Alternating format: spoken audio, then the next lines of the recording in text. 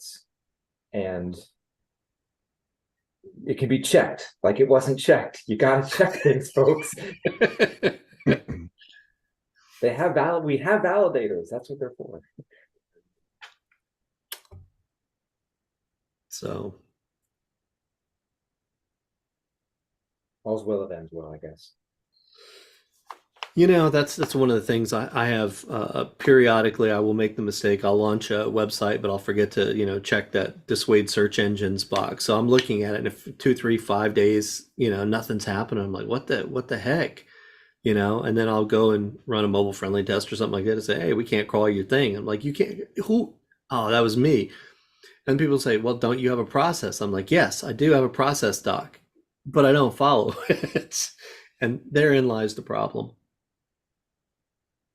Well, welcome everyone to the post Black Friday and Cyber Monday SEO Fight Club extravaganza. So we look forward to this episode all year because we get to hear from the audience about how their Black Friday went SEO wise. So if you have any comments or observations about your website's performance through Black Friday, feel free to share those in chat. We'll probably discuss those a bit if there are some good ones. And we have a special topic today. Charles is going to lead the discussion on mobile first indexing.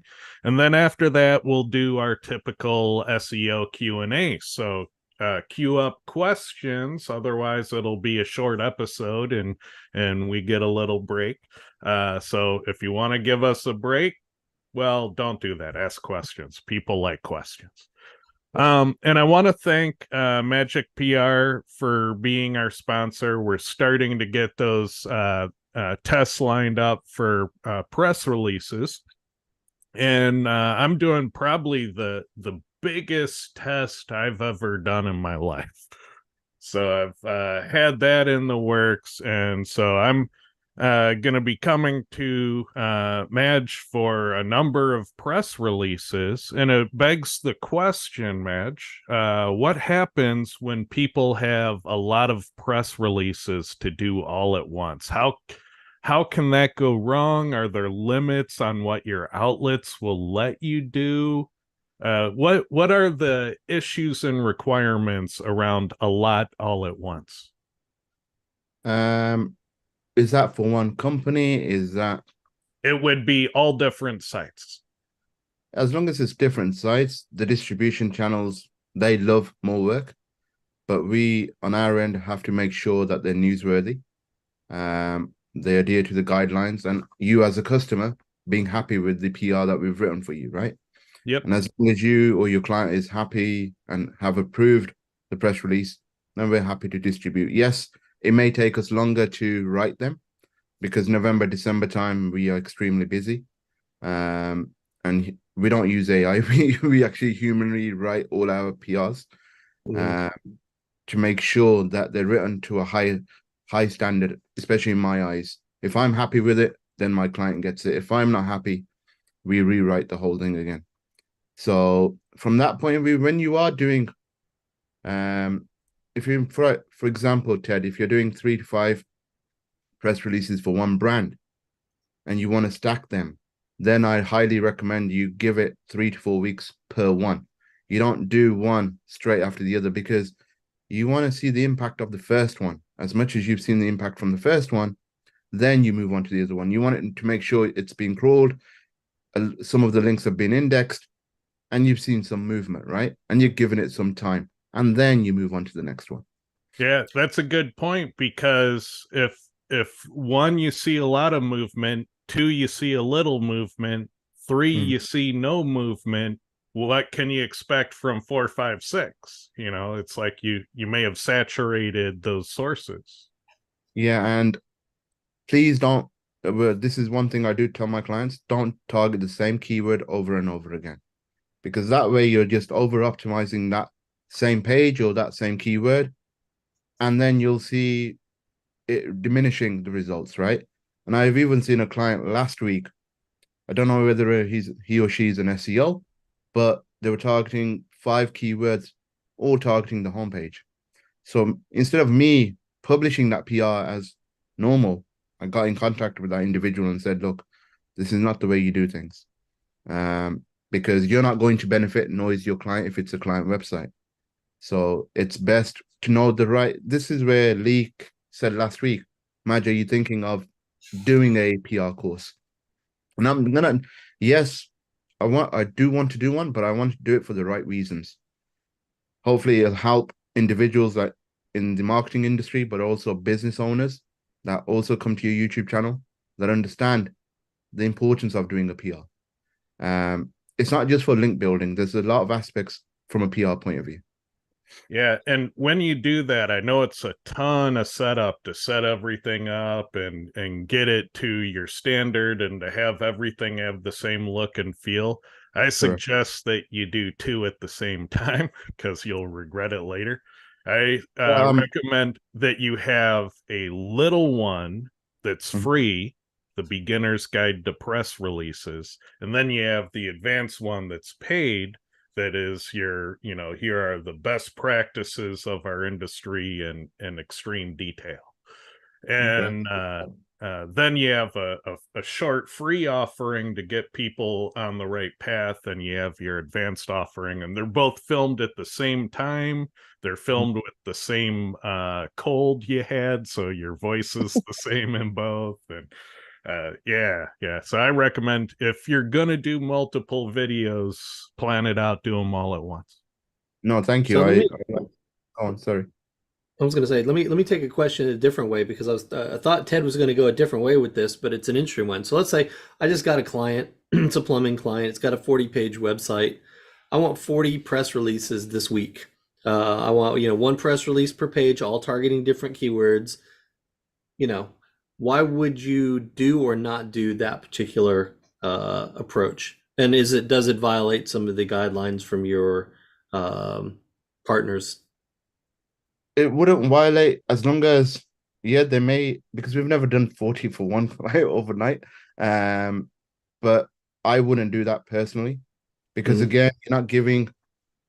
Yes, people want to see quick results, Lee, right? So imagine your client was really fussy and said, Lee, show me results and show me like next week.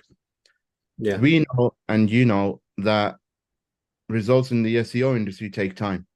And from a PR perspective, I would give it time. I wouldn't want to do, even when our clients do 3 to 5 PR stacks, I still tell them, give it to minimum 2 weeks before you decide to go overhaul it with another PR campaign.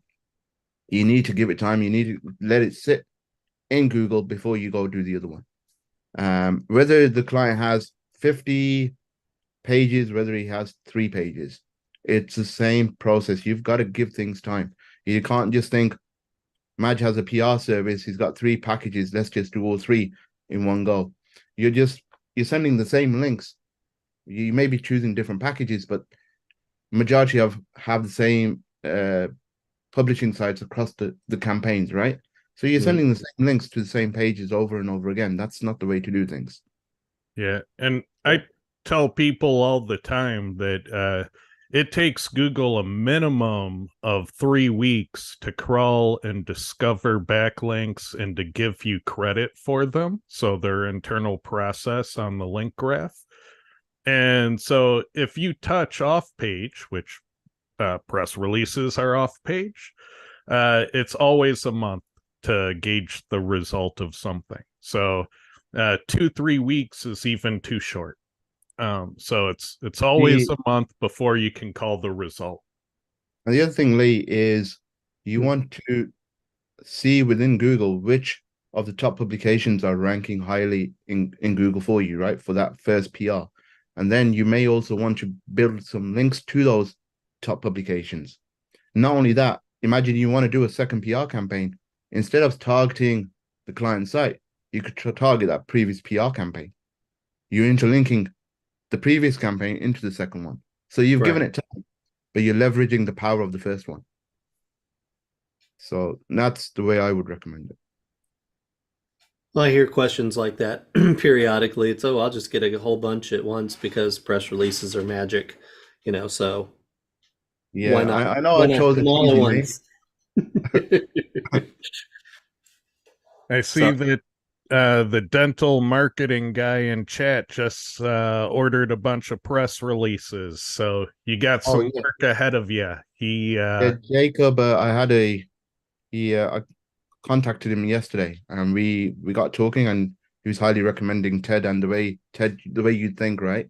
And I even said to Jacob that, listen, get on a call with me so you and your team understand how we work. So we're both on the same page, right? So whether it's for your own business, for your own brand, and this goes for anyone that buys from Magic PR. I love to get on a call, um, and I don't charge extra to get on a call with you. I want to make sure that you understand the concept of PR, right? And the best ways to use it for whether it's a local client, whether it's a national client, or even an e-com client. It could be in any niche. We will think of the right strategy for that business and see what works. So yeah, thank you for that dental marketing guy. I won't out your identity just yet because don't have your permission to do it, but great guy. I like him a lot too.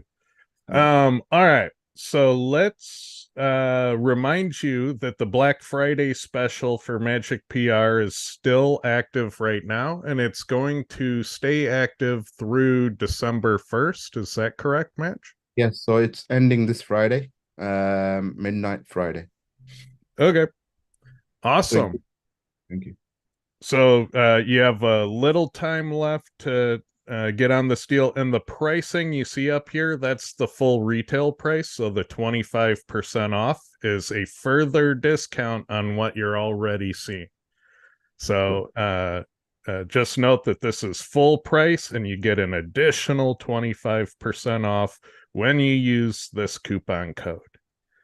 Awesome. All right, and a reminder that the SEO Rockstar recordings are still out there. I don't know how long Dory's going to have them available, but if you missed out on the conference this year and you want to see those talks, please go check it out. And she didn't tell me if she had Black Friday pricing, and if she doesn't, just reach out to Dory because I'm sure she'd give you a Black Friday deal. All right. Well, I'm not sure she would, but I think she'd at least consider it. And reminder, SEO spring training is coming up, and it is one of the most tactical conferences on the scene. Terry Samuels goes all out with these. I don't know how he affords to do it with all the catering and open bars and dinners, and how on earth can you provide that kind of value and not go broke? And he does it year after year after year, and it's one of the best events in the industry. So I highly recommend you check out the speaker lineup. It'll probably blow your mind. Be sure to check it out. All right, so I'm gonna stop sharing, and then I'm gonna make it so Charles can share. And Charles, take it away on our topic. I guess it'd probably be better. Yeah, it would be better if I wasn't muted. Yeah. Showing my technical abilities already. Don't hold it against me on Enterprise. Anyway, so we decided today to talk a little about some fun with SEO data, but really talk about desktop crawling versus mobile crawling. So Google did make an announcement. They said about a month ago, they said the mobile first indexing is done, and everybody's on mobile first index. Oops. I'm skeptical. They said everyone's on the mobile first index almost, and then they gave a whole bunch of situations where you would not necessarily be on the mobile index. And I like their little quotes, a very small set of sites. They don't define what is a small set of sites. This is a company that deals with literally trillions of pages in a day. So a small set could be a million. That's a small set compared to a trillion. That's less than 1%. I would also, and so this is an issue. The reason why I wanted to bring it up is we have a site, a smaller site that is mobile first. I'm sorry, it is desktop, not mobile first, has been desktop, and I'll show some data in a few moments. And a lot of these recommendations aren't great. So, for example, you would imagine that if your site was a desktop first and not mobile first, you could just stick it into the mobile usability tool in the handy dandy Google Search Console, and that would tell you all the problems. Nope, it does not. It tells you everything's fine. You can use quite a few of Google's mobile tools, and it will tell me that the pages are absolutely fine. Well, I've had Search Console repeatedly tell me I had an issue I didn't have. So it goes both directions too.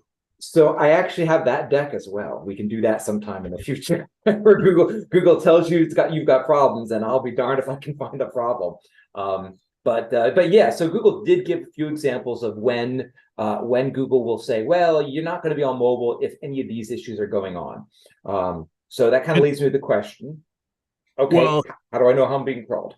Before we get there, there's another fundamental issue that I encounter a lot. So Google may, supposedly index first, for the mobile index.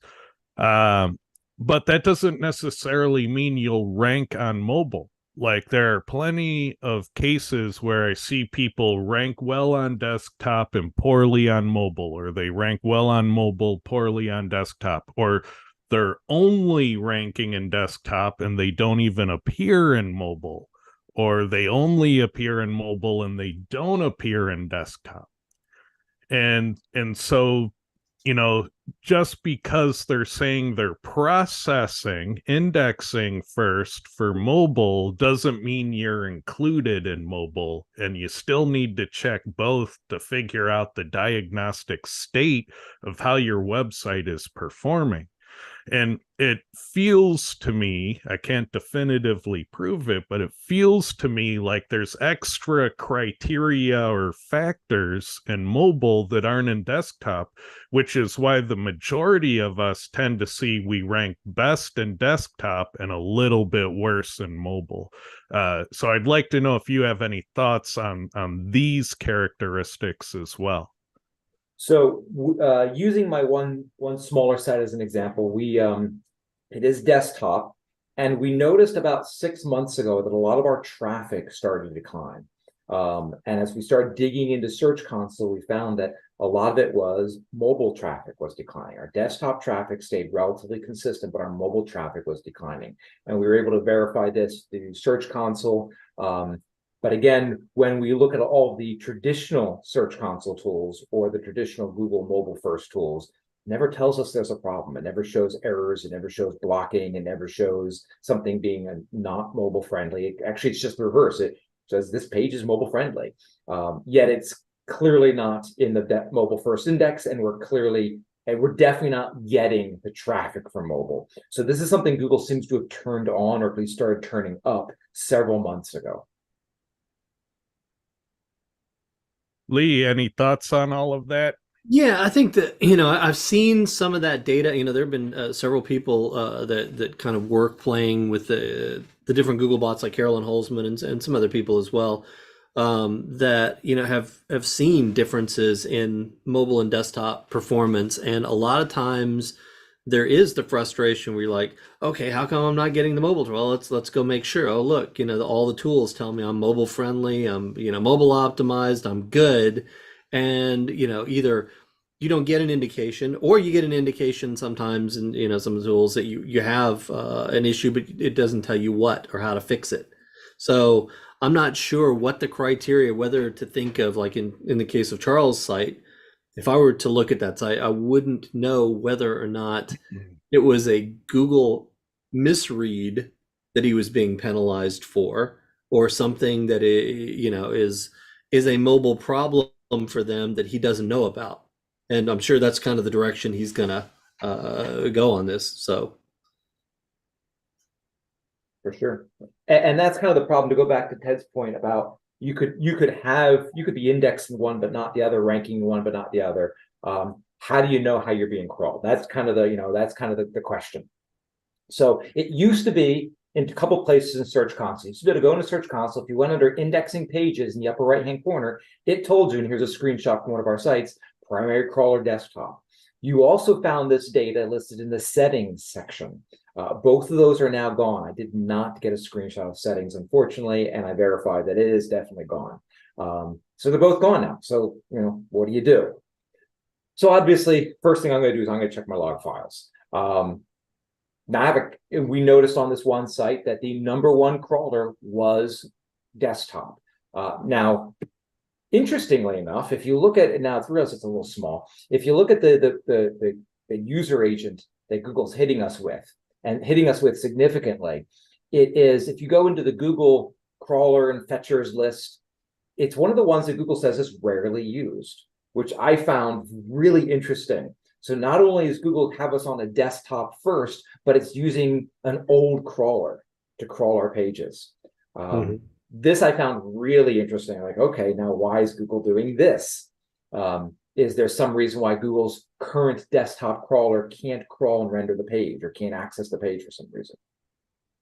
I realize a lot of folks out there don't necessarily have the log file data. That's okay. There is data you can go to in Search Console still. You can kind of divine what's going on. Going back to Search Console, you see your settings and then crawl stats. There's a section on the lower right-hand side that says by Googlebot type, and you can see what Googlebot is hitting you. Now, to the left of this, again, to Ted's point, to the left of this, Google will tell you whether they're using you, how they're finding you, whether via discovery or indexing, I think, were two of the items. They don't break it down by Googlebot for discovery or Googlebot for indexing, but they do break down which Googlebot is hitting you most often, so you can sometimes kind of divine what they're doing, but it's still a bit of a guess. And I can see here they even Google themselves are saying, nope, we are crawling this mostly with a desktop crawler.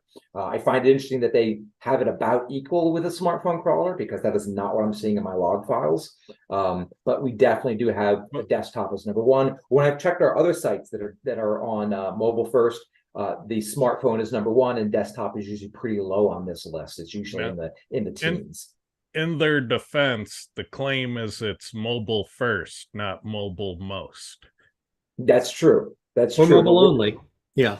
Yeah, no, and so when we go back to looking at this log file, I can find desktop crawlers hitting the site. Now, I'm pretty sure that it is Google, because when you look at the Chrome build numbers, the Chrome build numbers are 100% up to date. So it's either a very clever person who's crawling our site, they're spoofing themselves, calling themselves Google LLC, they're spoofing the Mountain View. So it could be a spoof, or it could be Google hitting our site saying, hey, can I get to it? Can I get to it? When you look at just these crawlers hitting our site, just like, for example, the mobile crawler hitting our site, it never registers errors.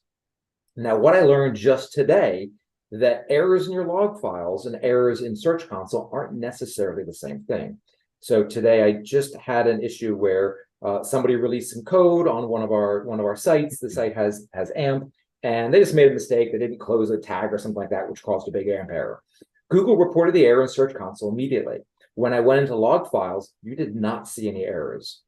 So the bot had no problem hitting the page. The error was registered at a higher level than the crawler, higher in one of their backend systems, and that's what was reported in Search Console. So just because you don't see errors in Search Console and in your log files doesn't mean you don't have errors with Google, and vice versa. Just because Google's showing errors in Search Console and you're not seeing them in your logs doesn't mean there's no errors. There are definitely two different processes taking place. Yeah, and I don't remember the full details of one issue I had last year where Google was complaining about a mobile web page I had, and it was saying something to the effect of text elements were too close together.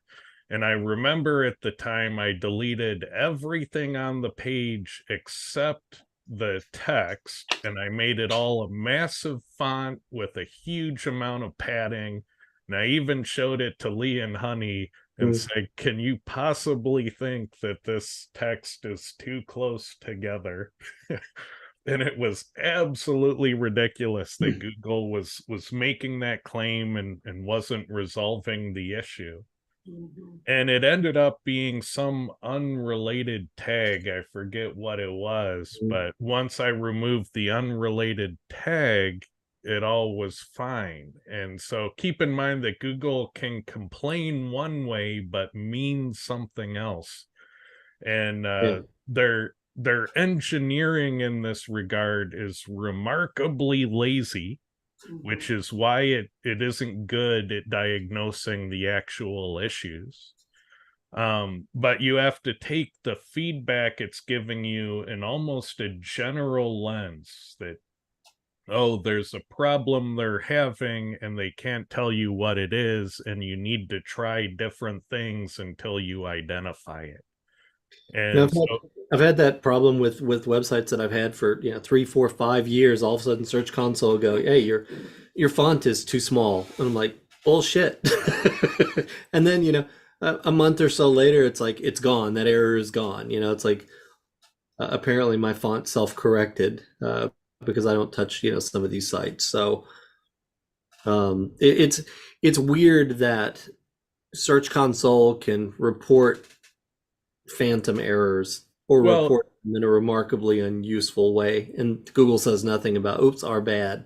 The thing that Google's doing that is bad is the confidence and the statements they make. Like, they could be more nondescript. Oh, there is some type of a rendering issue with your content, and we're having difficulty processing it for mobile, versus specifically saying your text items are too close together when they're obviously not.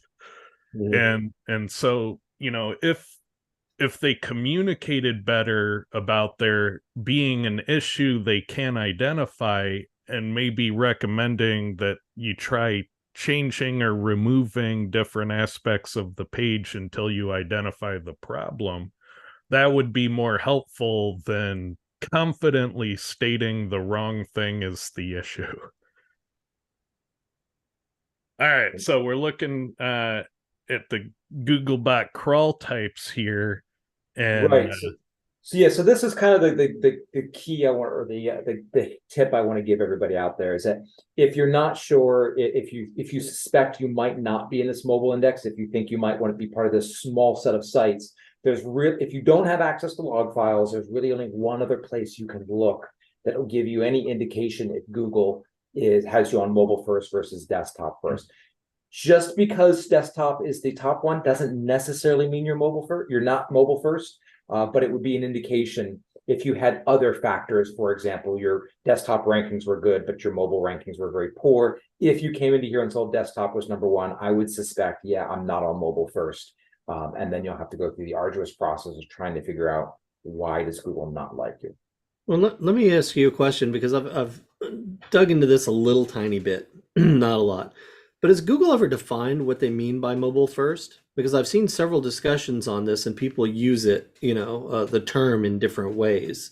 So, has Google ever come out and said mobile first means, they X?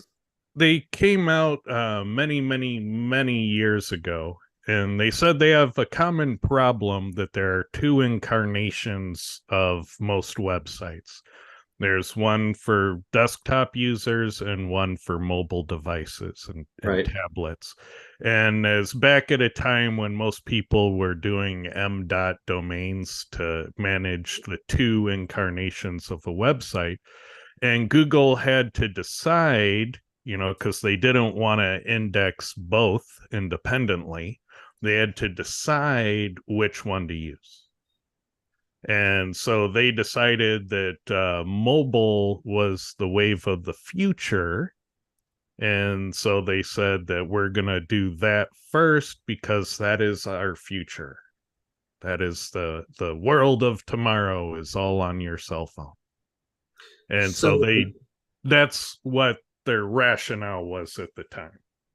So mobile first means that they're going to try to rank you in their mobile index first, which would mean that your a site is displays properly in a mobile on mobile devices. Yeah, more I guess fundamentally, for any given URL, they're going to try to include the mobile version of the page first, and if that succeeds, then they stop for that URL, and if it doesn't succeed for some reason, they'll try the desktop next. And that seems to be what they're saying with these caveats they put in there, that they say if it doesn't work on mobile devices, well, how do they know if it's not working on mobile devices? I suspect they mean what they're saying is if we can't crawl it with our mobile crawler, it's not good. Like, so a Google will hit a page, its mobile bot will try the Googlebot mobile version will try to crawl a page. If it can, then it sends it down one path of indexation and evaluation and ranking. If it can't, it then has to hand it off to the desktop version, where it then goes down what I guess is a separate path. So to your point, Lee, I don't know if it means, I assumed, and I could be wrong, that mobile first is referring to how they're crawling the site. And based on how they crawl the site, you then go down a different indexation path and ranking path.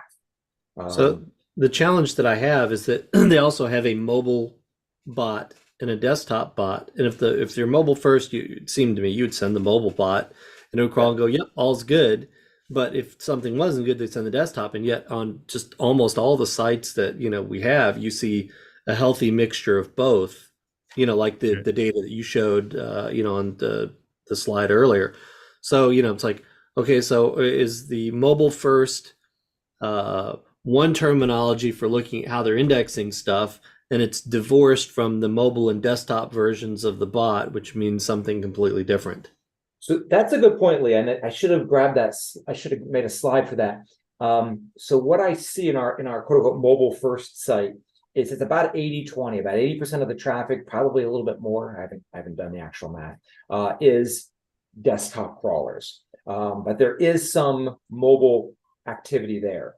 With our other sites, it's usually flipped. We usually see at least 75% of the hitting coming from mobile bots, but we definitely still see the desktop bot in there. It's just nowhere as near as much as the others. Again, it's maybe 20-25%. I think a big part of this puzzle is cost. And Lee, you might remember, I think you were there for the NFG Rockstars conference many years ago. Yeah. And at that conference, I presented data on Googlebot and crawling. And in that data, one of the things I measured was how much time and bandwidth was the different Googlebot user agents consuming. And the desktop one was very fast and lightweight, whereas the mobile one was kind of 5 times slower and more intense. And ultimately, over the course of trillions of web pages, that amounts to a lot of cost.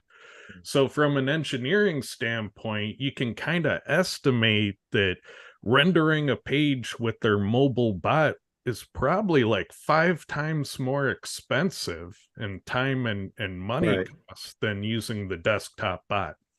So now Google has a slider where they can shift their cost at will on indexing. So they can go for this expensive quality mobile indexing a lot more, but it's expensive, but they get better data, or they can shift the slider and they're doing the mobile first on home pages, important pages, but everything else is lower of cost.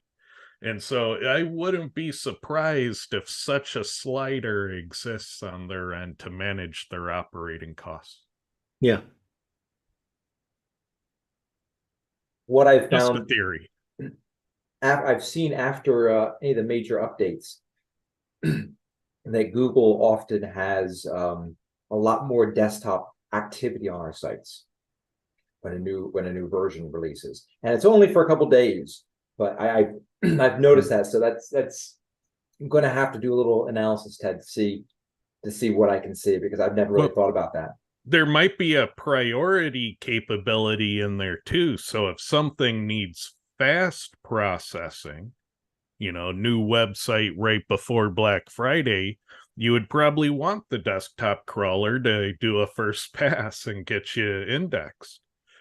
Because I also noticed the time between page visits was also about 5 times longer on the mobile one. So it like crawls you at a much slower rate than the desktop one is. So if you're in a hurry, you're kind of almost hoping for the desktop bot, because the mobile one is just slow.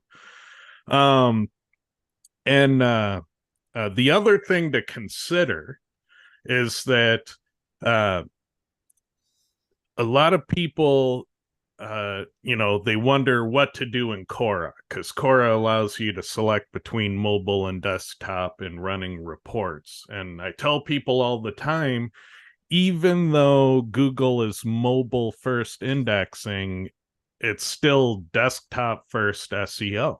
And so the question is, why would that be true? Why would that be the case? And what we typically see between the desktop and the mobile index most of the time is that the mobile rankings are the desktop rankings minus some sites.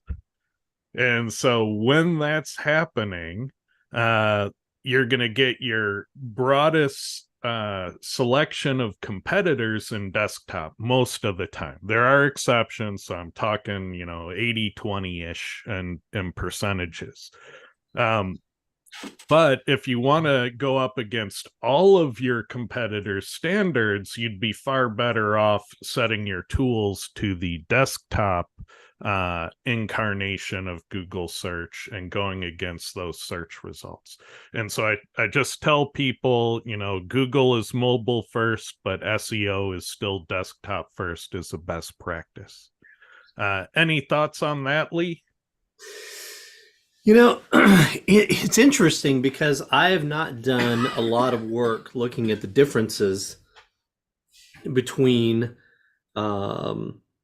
the results on mobile and the results on desktop to be able to sit there and say, hey, the ones that dropping out seem to have these characteristics, or some explanation that would make sense. Much like the question earlier that I was asking, Charles, that so if you're mobile first, why do we need a desktop bot to crawl? It's almost like mobile and desktop on the bot names are not necessarily tied to mobile and desktop indexing in the classic way. Otherwise you would just maybe one, because I remember your presentation at NFG Rockstars, and it left me with the impression that maybe HTML was the desktop bot just came back and just grabbed all the HTML, and the mobile came and did the full render. But I don't think that's supported in log analysis Nope. either. So they're clearly doing some jobs, but I don't know that the jobs are necessarily strictly tied to desktop for the desktop bot and mobile for the mobile bot. So when thinking about that and thinking about the differences in results, I don't have any sort of strong opinion on those because I don't have any data that would lend me to jump to any sort of conclusions. Well, another possibility on the mix of desktop versus mobile hitting a site is there might be queues. It's probably a queue-based system, a grid-based set of queues on who has availability. And so it might be that there's so many servers running mobile, so many servers running desktop, and they have some sort of system to ping availability, who's open, who's not working. And if all of the mobile ones are busy, maybe you just get a desktop, and maybe it's a resource allocation and a queue availability type of problem that we're seeing. Yeah, it could be, because I used to have there was a plugin that I used to enjoy. It was simple Googlebot visits, and it would just basically just a WordPress plugin that would show you the last 20 visits in the log file and what pages, and what version of it.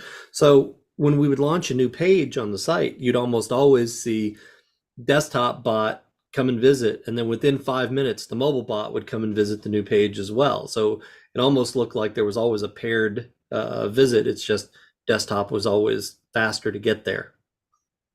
Again, I have no idea what that means or why.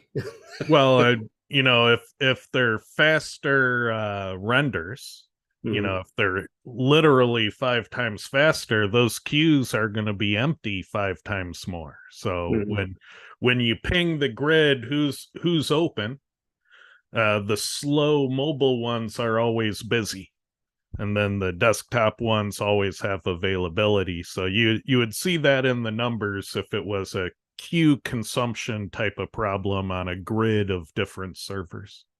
Yeah. So yeah, very, very cool. All right, so not a lot of questions in chat, so it might be that mythical short day, guys. We'll give people one last chance to ask questions, and let's take a look here. So when doing a web page schema for an article, how many entities would you include in the about or mentions? I think probably there's a couple ways that I kind of see the world using schema for these types of keywords, these entity keywords. And the general way that most people are doing it is to treat it like the meta keywords tag, and they spam everything they wish and hope for in it, and that's kind of what they're doing. And while that appears to bear some fruit, I'm not so sure that it'll last forever, because all things that get spoiled, like the meta keywords tag, will eventually go that way.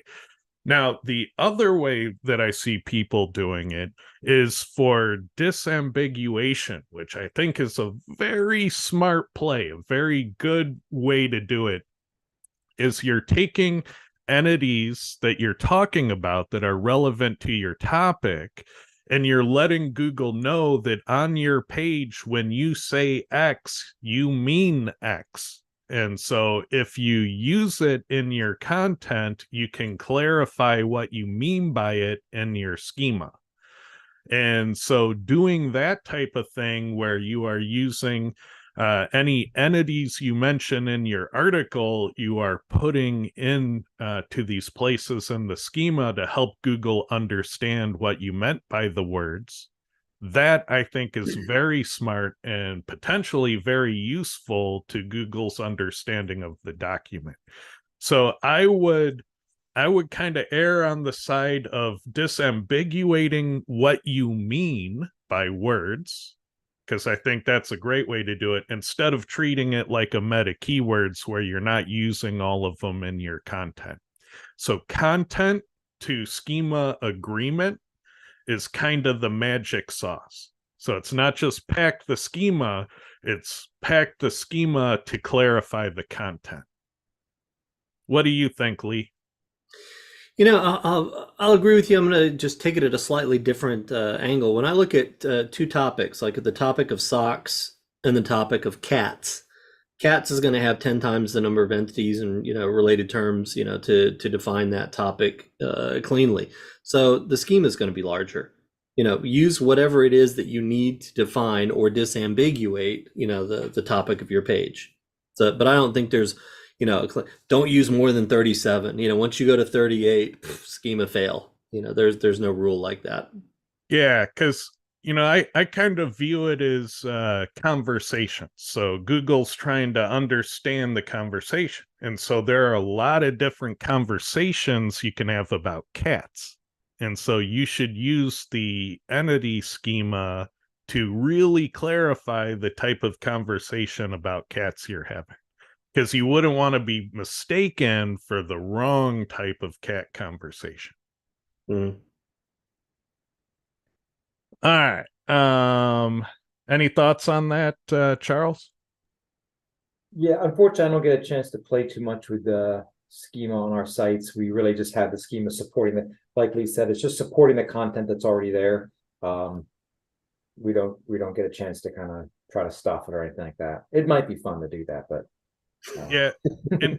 And keep in mind, if Google ever tries to use it as a signal, what would be the signal it's looking for? It wouldn't be the stuffing of the terms. It wouldn't be the meta keywords tag behavior. It would be agreement with something. It's agreement between schema and web page content, or between schema and the Google business profile. It's about agreement of things, and that would be the signal. And so look for places where you can have agreement in multiple places. Let's see. I've seen countless times where Google Search Console has reported an error, which then disappears a few weeks later without changing anything. Yeah, definitely. Google has problems, and sometimes they fix them. And so totally happens. Sometimes it's being generous, Ted. Yeah. And occasionally they will tell you, hey, we had a problem and we fixed it. Yeah. Google has problems you don't even know about, and sometimes they fix them. All right, a cool trick would be to measure mobile first Quora report versus desktop first to see if there are differences between them. Yeah, you can run the two. Generally there are some exclusions in mobile. And keep in mind that there's multiple dimensions to Google's exclusion capability. So if a searcher is on a 4G mobile phone and a page is slow or has large amount of page weight, that can cause a elimination from the result on that mobile device. And so I used to see this when I would ride the ferry into Seattle every day. On the ferry boat, my rankings were awesome because Google was taking all the bloated websites out of the search results because I was on a 3G, 4G hotspot. All right. And then I get into the office on the corporate broadband and I check my rankings and they'd all go to shit again after the ferry ride. Because all the bloated heavy hitters, all the skyscrapers come screaming back into the results. And so you have to keep in mind that there's multiple dimensions to how what you're seeing in mobile is working. And a lot of that stuff doesn't have an analog on desktop. So just note that it's a complicated system. Also say, if you want to do that sort of analysis, run a keyword for mobile and run it for desktop. To draw any sort of conclusions, you're going to need to run lots of those and, sort of compile the factors, all the mobile reports and all the desktop reports. Because on any single report, and I've shown this to people before, if I go and I remove the site in position 20, the correlations will change significantly depending on what the site in position 20 had, where it was strong and where it was weak. Where it was strong, with the removal of it, those correlations will go to shit. Where it was weak, those correlations will get stronger. And it has nothing to do with the difference between mobile and desktop necessarily. It just has to do with a shuffling of the sort order of the terms affecting the correlation strength. So don't just run one set of reports and go, oh, look, mobile favors this and desktop favors that. You're going to have to run a whole bunch of them to make sure. So. All right, we have a doozy of a question from public relations expert Eric Schwartzman. And so, all right, guys, I'll let you guys answer this one first, and then I'll give my answer. How do you tune a page to minimize for cannibalization?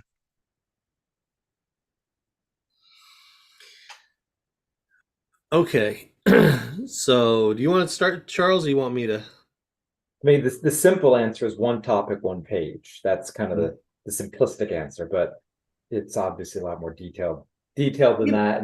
And with everyone wanting to put entities and LSI or whatever you want to call the terms down on the page, that can do two things. It can obfuscate the topic of the page. It can also hurt your keyword density. In this rush to put other words on the page, you can actually hurt your keyword density. But I'll start off with a simple answer of one topic, one page, but it's a lot more complicated than that. I think where I was going to go is not too far off from that, because you have to understand if there's cannibalization, if Google is saying, hey, this page and that page are both somewhat relevant for this term, it means that there's at a minimum overlap in the topics, and there's certainly not clarity from on Google's part on which page you think should be the one that's most relevant there. So how do you optimize the page? Well, you can't optimize the page independently of knowing what the other pages are on your site and what are those topics and what are the degree of overlap of the the topical entities on those pages as well. So it's complicated because it can't be done in a vacuum, and largely a lot of times you won't know until you've optimized a page that all of a sudden boom. Because right now I'm playing with the site right now and I'm optimizing a number of the pages. And as I optimize some of these leaf node pages, the category pages that they point to now become more relevant. And sometimes the category and the leaf node pages are now starting to appear for some of the same searches. And sometimes I'd prefer the category page to appear, sometimes the other one. So I'm going to, see how it shakes out over the coming month or so before I make any decisions about what to ratchet up and what to ratchet down in an attempt to, to fix that. But again, last week, it didn't happen. It's just as I started tuning some of the pages on the site, now some of the higher pages in silos are now, starting to be relevant for some of those search terms as well. And I would never have known that until, I'd made some tweaks. And I'm talking about some very small tweaks that I'd made to these pages. The issue could also not simply be, so I approached it, and Lee, you're kind of talking about from the standpoint of what's the optimization of the page. It could also be, I see it all the time, take a subject like 2024 election. I work with news sites, no surprise there. We constantly doing articles that are talking about it. And if you do a search standpoint, Google may rank one of our articles as opposed to maybe the page that we really want to rank. Now that sometimes it's just because it's more fresh. It's more fresh. It's more relevant. Google likes it and it's going to rank it. And then after a couple of days or a week, it's going to go away and our primary category will show up. We'll have subcategories sometimes show up. What we'll then do, especially when it's subcategories, not so much when it's articles, is we make sure that everything that we don't want ranking for the keyword, is it linking to our primary page with the important keywords? And if it does, then we're passing the appropriate authority and we can usually send Google to the appropriate page. So it's not always necessarily about the optimization of the page. Sometimes it's the authority of the page. Sometimes it's the freshness of the page. It's that overall kind of amorphous quality score that Google has. All right, Ted, we battled. Correct us. So I agree with everything you guys have said. Spot on. All right. And the thing I would add is that you have to map it out. And 99.9% of SEOs have never done this exercise even once. All right. So nobody's doing it, and it's an absolute must. You get the list of all the canonical URLs for your entire website. So here's the distinct list of canonical URLs. Put that in column A of your spreadsheet. All right. Next, in the next cell over, you put down all the keywords you're targeting in the SEO of each page. And very quickly, with that 2-column spreadsheet, you are going to see conflicts the likes of which you have never seen before. You can see everything that you're doing and how ridiculous it is when you just map it out. All right, so how do we fix it? So that's the state of the world as it is. You add another column, which is the best opportunity column, of which you pick the single best keyword a page should shoot for. And ideally, every canonical URL has a different one. You never have two canonicals exactly competing on the same best target opportunity. All right. So now you have it reduced down to canonical URL, best keyword. So now you have to clean up the tunings for all the things that are cannibalizing. And Clint Butler has a great tip that is sometimes an easy way to resolve it if they're kind of close in ranking power. And that is you link from the one you don't want ranking with an exact match anchor to the one you do want ranking. And if they're relatively close in ranking power, that'll work. Unfortunately, what you'll probably find most of the time is all of your keywords are on the home page, and all of your keywords are also independently on one or more inner pages. And that's not a good balance of power because your homepage has most of the backlinks. So one link might, well, depending directionally, that might work in some cases. It might not. You might actually have to detune the homepage to get the inner pages ranked. All right. But people come back and they fight on all of this. They say, but my page ranks for many keywords. Yes, but you don't tune it for all of them. You tune it for one best opportunity, and the rest is accidental SEO. All right. So that's just icing on a cake. And so what you can do is you can create another column. I call it the keyword reach column. And whenever there are closely related versions of a keyword that should probably be on the same page as the target keyword, I put those in the keyword reach. And that's when we successfully rank for the best keyword, we mention the keyword reach ones and we just pick up broad match organic traffic on those.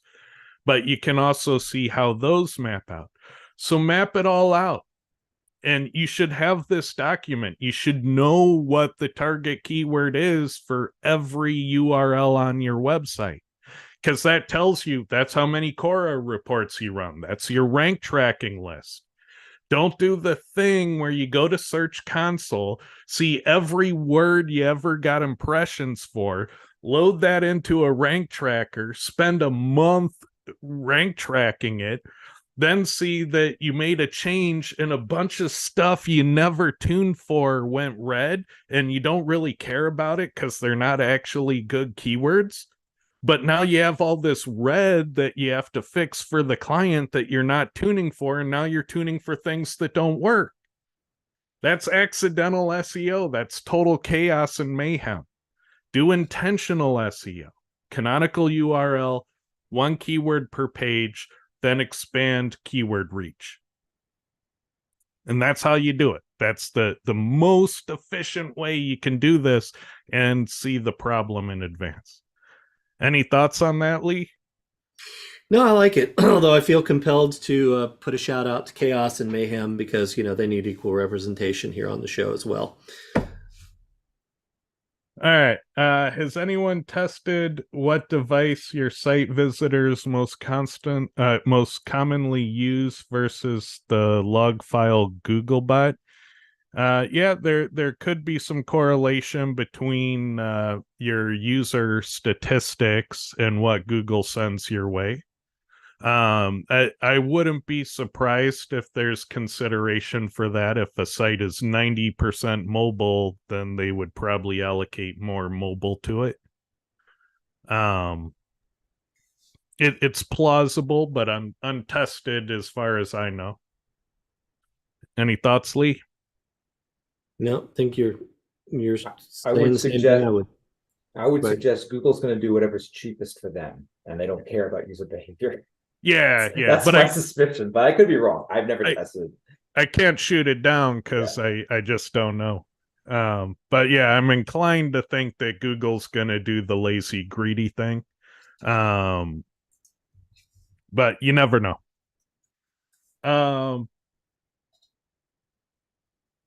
So JSSEO says that's why you render your SEO content. Not sure what that was in response to, but yeah, JavaScript SEO, man, that's a hard road to go down because I know web developers love their JavaScript frameworks, but it's always those businesses that show up at my doorstep with their hair on fire. So uh Google, during the major updates, they disable rendered indexing. All right. So they just don't do it. And so, yeah, if you pre-render, maybe, but it's kind of a diligent house of cards. And so it's prone to operational mistakes that lead to your website not being in search. And if you don't pre-render, then about 25% of the year, your SEO is invisible to Google. And how do you get to this 25%? Well, the Google updates, the big ones, the core updates, they last 4 to 8 weeks typically. And there's typically about 3 of them in a year. So you're looking at about 3 months' time where rendered indexing is largely unavailable. And so that's 25% of the year. So that's how we get to that 25% number. It's the number of core updates that exhibit this behavior. I'll say one quick thing in defense of the devs for JavaScript versus, the server side versus client side. In large environments, there's such a savings for servers. There's such a server savings by basically putting all that processing on the clients. And they can point to a number and say, hey, if we do it your way, Mr. SEO guy, it's going to cost us all this money. Now I agree 100% that, yeah, long term it's going to hurt them because there's SEO problems. I've seen in large organizations the JavaScript I've used pre-rendering in the past. It does seem to work. It does seem to solve the problem. The problem I have with pre-render solutions is just another thing that's going to break. Not can break, is going to break. And it will invariably break at the worst time possible. It never breaks on a sunny Wednesday afternoon in the summer when no one really cares. It always breaks on Black Friday or the week before Christmas or something like that.